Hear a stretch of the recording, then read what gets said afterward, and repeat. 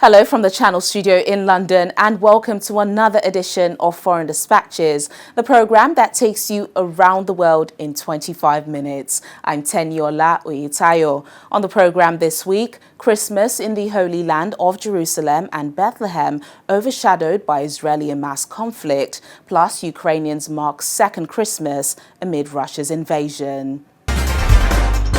In Gaza, the occupied West Bank and Israel, the typically festive season is instead somber. This year, there are no Christmas lights in Bethlehem, no festive parades in Jerusalem, or elaborate decorations in Israel amid the ongoing war between Israeli forces and Hamas.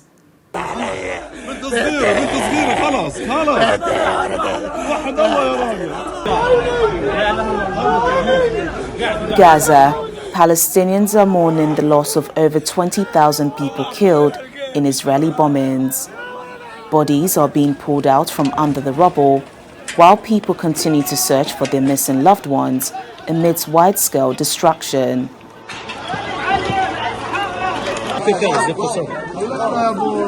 The current situation at Al-Shifa Hospital, we're in the emergency department, which is completely packed with patients, as you can see.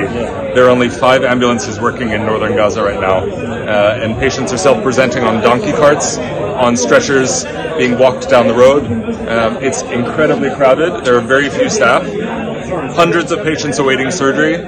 It's just an unbelievable situation. This is a hospital in need of resuscitation. Adults, women are delivering in here in this one crowded room with the floor covered in blood. I've never seen anything like this.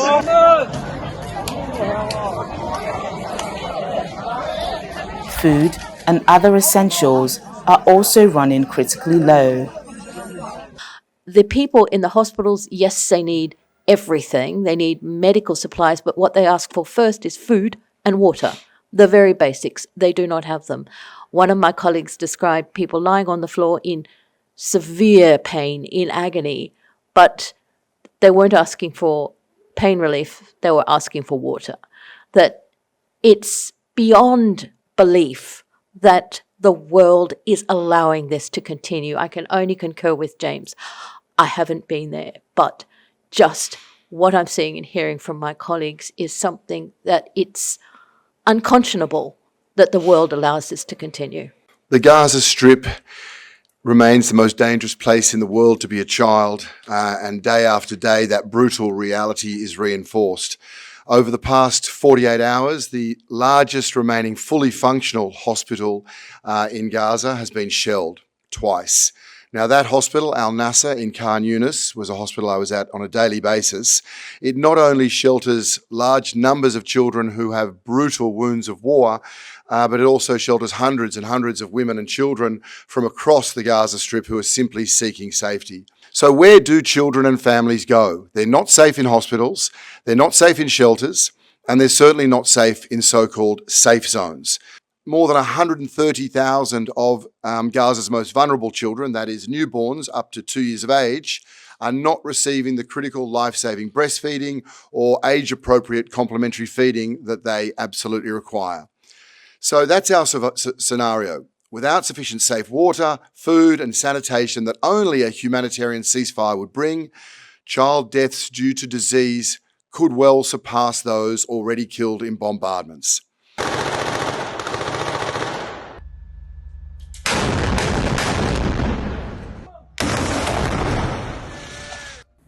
The war, which started in October, came at a time when Christians would usually begin celebrating the festive season. However, for the first time since the start of modern celebrations of Christmas, Jesus' birthplace and the manger square tree in Bethlehem have not been decorated. Christian leaders and authorities in the region decided to cancel all public festivities, stating it was not appropriate. زي ما انت شايف ما بعتقدش حتى ايام الكورونا شفنا بيتلحم بهالمنظر. We have never seen Bethlehem like this, not even during COVID times. The city is empty and sad, just as all the cities in Palestine are sad. Bethlehem Christmas used to be a world event. People used to come from around the world to witness the lighting of the trees and to celebrate. But Bethlehem is sad today due to the war and what is going on in Gaza.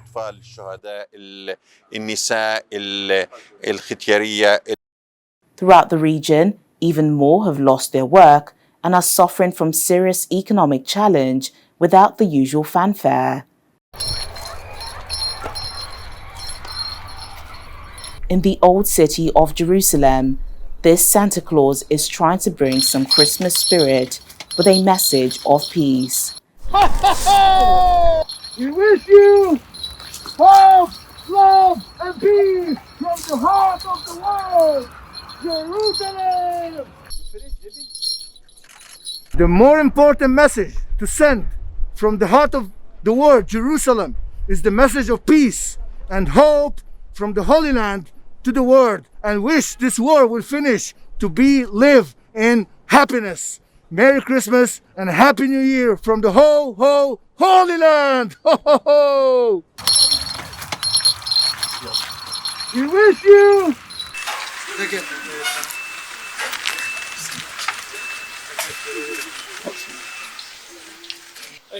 But for many Israelis, the horrors of October the 7th, when a mass gunmen killed about 1,200 people, is still fresh.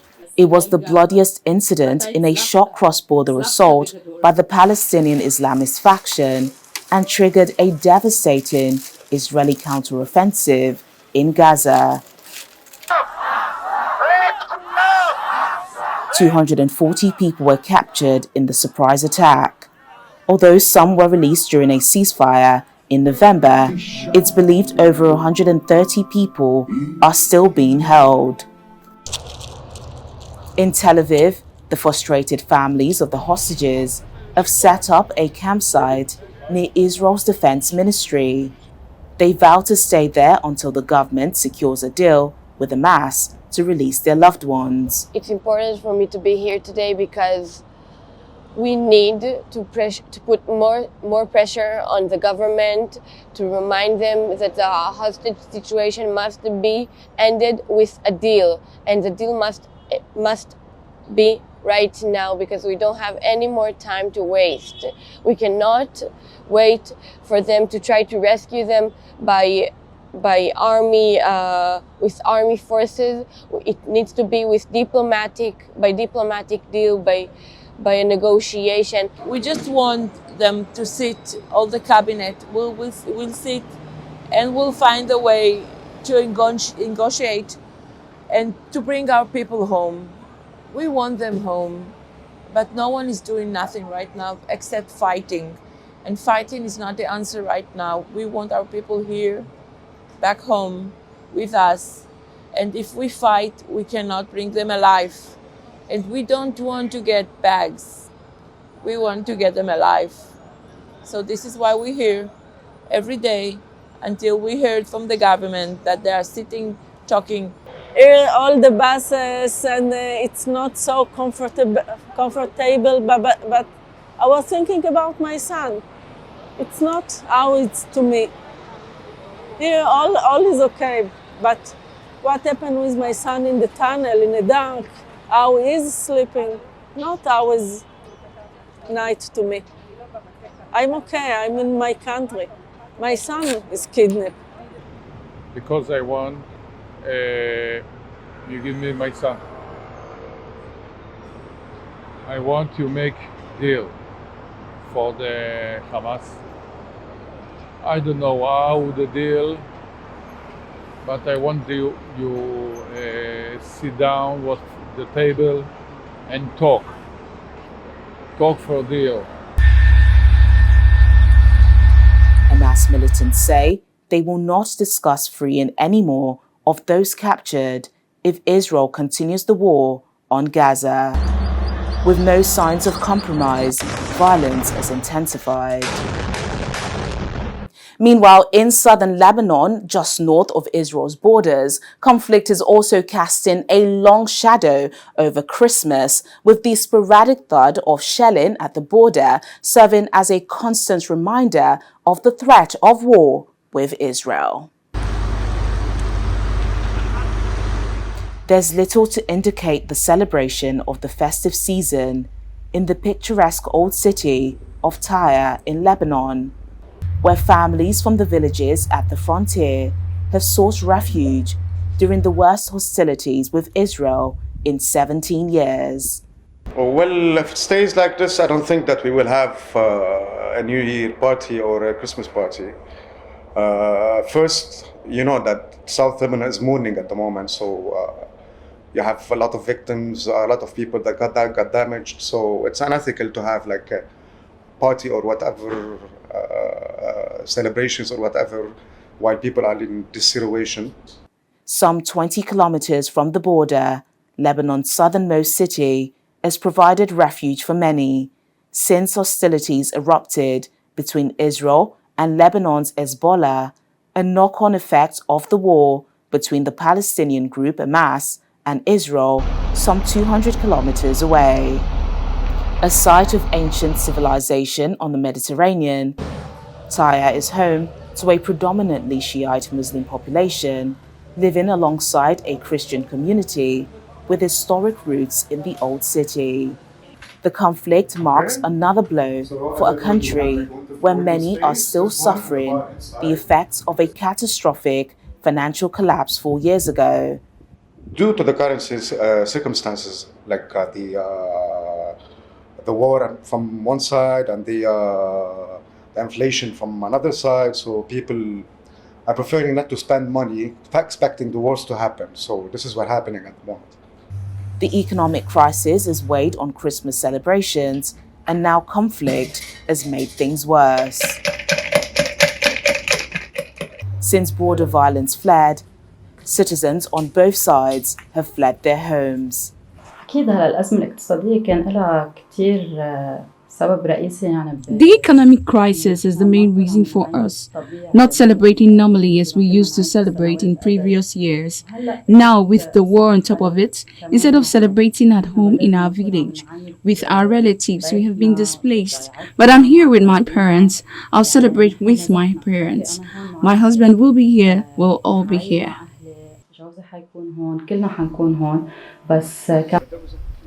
In Israel, residents fear Hezbollah fighters could stage a raid similar to the cross-border rampage launched by Hamas fighters on October the 7th that sparked the Gaza war.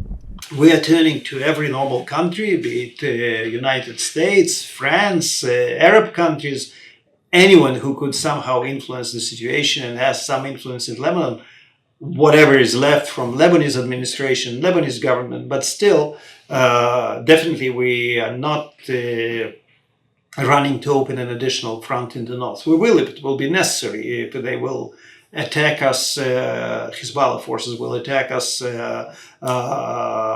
and then we will have no choice.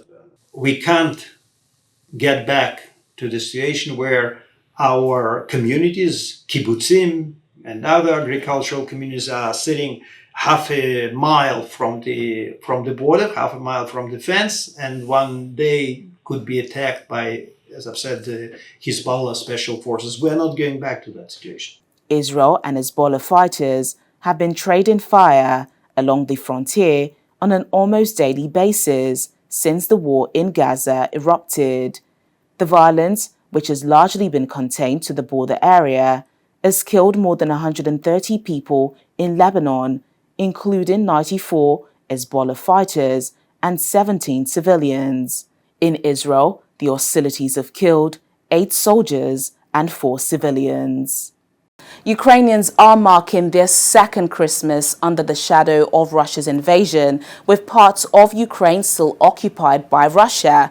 For the first time, though, many are celebrating Christmas on December the 25th, another step towards erasing all traces of Russian influence as the Ukrainian military fends off the invasion.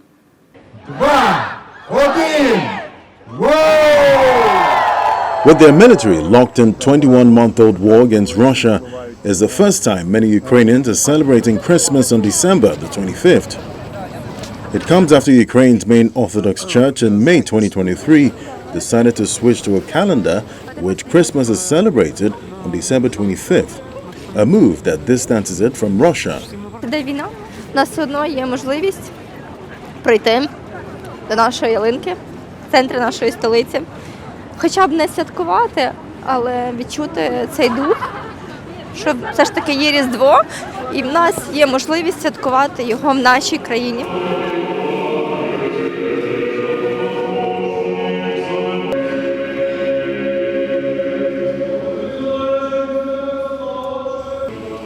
Both December 25th and January 7th have been official state holidays in Ukraine since 2017, in recognition of the large numbers celebrating Christmas on both dates. But calls for a general move to December 25th grew after Russia's bloody February 2022 invasion.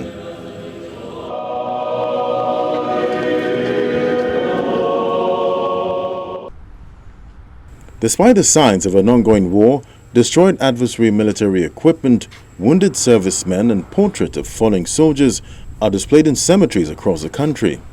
Ukraine's wartime capital is lit up for the holiday season.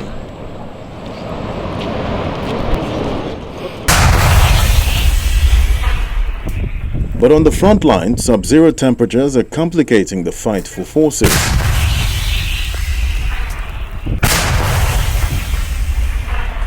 Замерзання, коли дощ пройшов, потім замерзло все. Також, якщо машина стоїть в капонірі, це посипання ґрунту, він замерзає, і чищати треба, щоб у разі необхідності виїхав машину. Тому що техніки і так не дуже багато, та яка потрібно залишати в таких обставинах. As tens of thousands of troops man frontline positions in a 21-month-old war, there are fears Moscow could attack the power grid with airstrikes against this winter. Russia sought to destroy Ukraine's critical infrastructure, the energy infrastructure, and to deprive the Ukrainian people of access to heat and electricity at the coldest time of the year. Russia tried to break the will of the Ukrainian people, but of course it failed. As we head into yet another winter, we expect that Russia will return to this cruel tactic and again try to pursue a campaign to destroy Ukraine's critical energy infrastructure. Russia claimed last May to fully capture the smashed eastern Ukrainian city of Bakhmut, ending the longest and bloodiest battle of the war. Bakhmut is a focal point for the Ukrainian counteroffensive, but Ukraine hasn't made major gains in the area. Russia, however, has also made no tangible progress since capturing Bakhmut.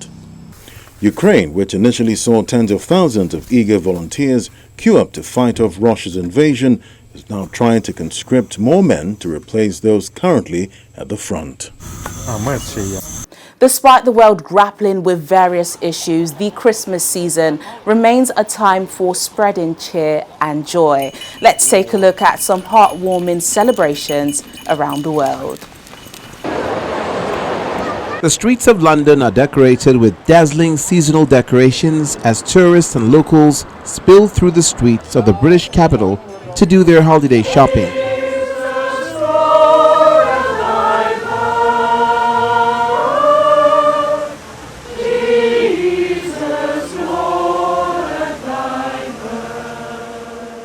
In Italy's Rome, the tiny state of Vatican City is dazzling with a nativity scene installation featuring life-size terracotta statues inspired by the first living nativity scene created by Saint Francis in 1223.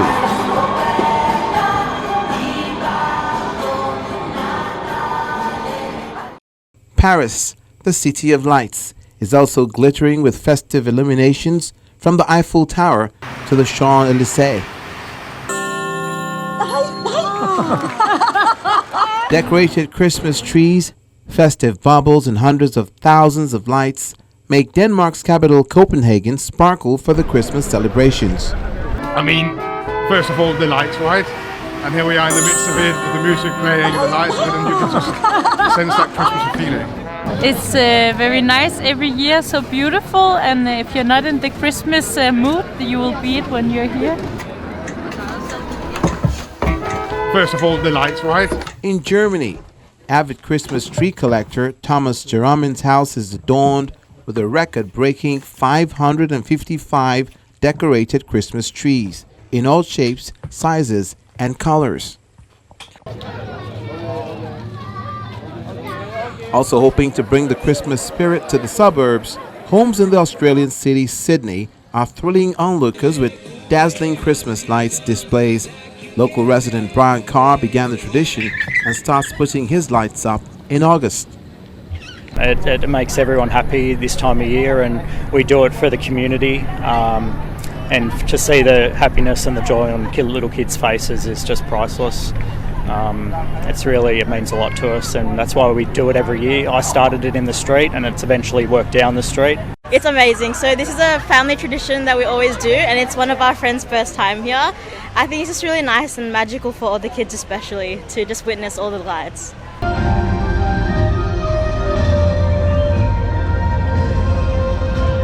Sydney's largest Catholic cathedral, St. Mary's, has also been illuminated with colourful projections portraying scenes from the carol 12 Days of Christmas.